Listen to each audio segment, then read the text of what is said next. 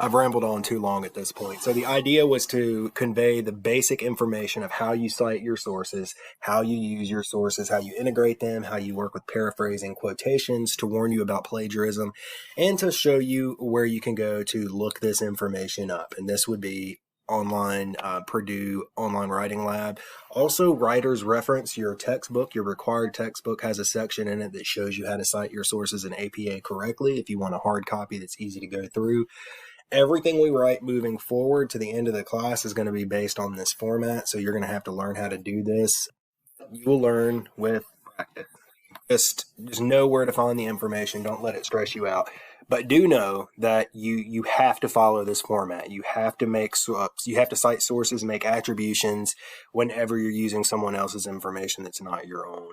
We will learn more about this later, but at this point, I hope everyone has a good rest of their week. Let me know if you have any questions.